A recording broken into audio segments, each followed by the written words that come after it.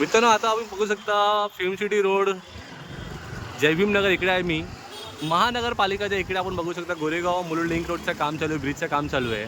काम तर चालू आहे, पण आमचे इकडचे जे रहिवासी आहे आमच्या महानगरपालिकाने पूर्णपणे वाट लावून ठेवलेलं आहे. इकडे डायव्हर्जन दिलं गाडी जाण्यासाठी, डायव्हर्जन तर दिलेलं आहे, पण इकडे जो रोड वायडिंग होता, इकडे लोकांसाठी जो फुटपाथ बनवायचा होता, ते महानगरपालिकाने फुटपाथचं काम केलेलं नाही आहे. आणि पूर्णपणे पार्किंग तर आहे, पण रोडची परिस्थिती तुम्हाला दाखवतो कसं आहे. म्हणजे इकडचे जो लोक आहे, जे टॅक्स पे करतात, त्यांना महानगरपालिकाने किती चांगली सुविधा दिलेली आहे याची महानगरपालिकाचे आयुक्त, इकडचे आमदारला, इकडे खासदारला, सर्वांना आम्ही हा बाबतीचा तक्रार केलेला आहे, तरी पण काय होत नाही.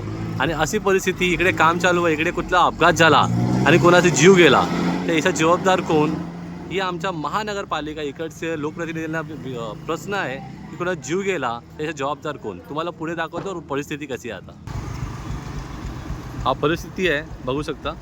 लोकांना चालण्यासाठी हा परिस्थिती महानगरपालिका निर्माण करून आम्हाला दिलेला आहे. हा बघा, महानगरपालिकाने पूर्ण कचऱ्याचा ढार इकडे लावून ठेवलेला आहे. हा परिस्थिती आहे.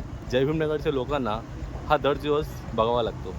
हा बघू शकता, अशा प्रकारे आम्हाला रोड महानगरपालिकेने दिलेला आहे. थोडी तरी लाज आली पाहिजे की लोकांना इकडे त्रास सहन करावा लागतो. जाण्यासाठी फुटपाथ नाही, रस्ते नाही, आणि जे पण रस्ते आहे त्या रस्त्यांना पूर्णपणे वाट लावून ठेवला. इकडे काम चालू आहे आणि कोणाचा अपघात झाला, त्या अपघात झाला, कोणाची जीव गेला, हे जबाबदार कोण ते समजत नाही. महानगरपालिकाकडे इतकं पैसे असून पण, लोकांच्या टॅक्सचे पैसे असून पण लोकांना इतकं चांगलं सुविधा देत आहे.